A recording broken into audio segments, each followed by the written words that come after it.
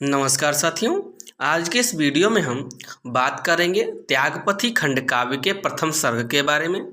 जैसा कि आप यहाँ पर देख सकते हैं, क्वेश्चन पॉइंट का दिए हैं, त्यागपथी खंड काव्य के प्रथम सर्ग की कथा लिखिए।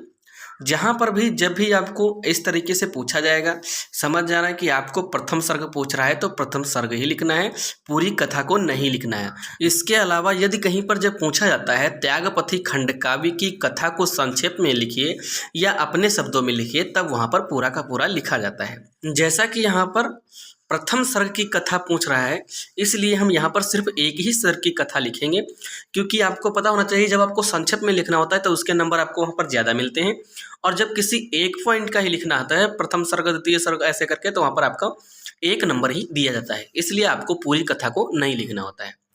तो यहाँ पर प्रथम सर्ग की कथा के लिए हम हेडिंग डालेंगे उत्तर, और इसके बाद हेडिंग डालेंगे काले पेन से प्रथम सर्ग, और इसके बाद हम यहाँ पर लिखना शुरू करेंगे।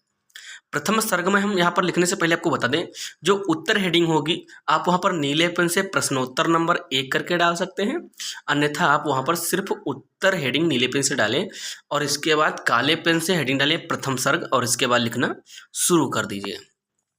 यहाँ पर हम लिखेंगे, थानेश्वर के राजकुमार हर्षवर्धन वन में आखेट हेतु गए थे, वहीं उन्हें अपने पिता गेन प्रभाकर वर्धन के विषम ज्वर प्रदाह का समाचार मिलता है। कुमार तुरंत लौट कर आते हैं। वह पिता के रोग का बहुत उपचार करवाते हैं, परंतु उन्हें सफलता नहीं मिलती या उन्हें सफलता नहीं मिली। यहाँ पर जो कुछ कॉमन होता है ना, ये आपको अपनी भाषा में लिख सकते हैं, जरूरी नहीं कि जो कॉपी में लिखा है वही लिखना होगा। हर्षवर्धन के बड़े भाई राजवर्धन उत्तरापथ पर होड़ों से युद्ध करने में लगे थे। हर्षवर्धन ने दूत के साथ अपने अग्रज को पिता की असुस्थता का समाचार पहुंचाया।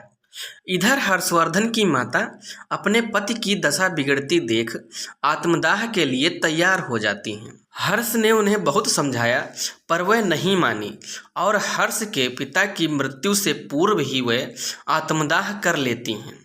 कुछ समय पश्चात राजा प्रभाकर वर्धन की भी मृत्यु हो जाती है। पिता का अंतिम संस्कार कर हर्षवर्धन शोकाकुल मन से राजमहल में लौट आते हैं। उन्हें इस बात की बड़ी चिंता है कि पिता की मृत्यु का समाचार सुनकर बहन राजश्री तथा भाई राजवर्धन की क्या दशा होगी। अतः इसी के साथ साथ प्रथम सर्ग की कथा यहीं पर समाप्त होती है। यहाँ पर ध्यान रखिए कि जो लिखा है क्या दशा होगी, इसके बारे में मैं आपको बताता चलूँ कि ये जो हमने यहाँ पर आपको पैराग्राफ दिखाया है, ये सभी लाइन लगा के 1-2 सभी सर्गों में जुड़ा हुआ था, इसलिए यहाँ पर ऐसा है। जब आप वहाँ पर किसी एक सर्ग या तीसरा चौथा पाँचवा किसी एक ही सर्ग की कथा लिखेंगे, तो वहाँ पर लास्ट में आपको ये जरूर लिखना है कि अतः इसी के साथ साथ इस खंड की कथा यहीं पर समाप्त होती है।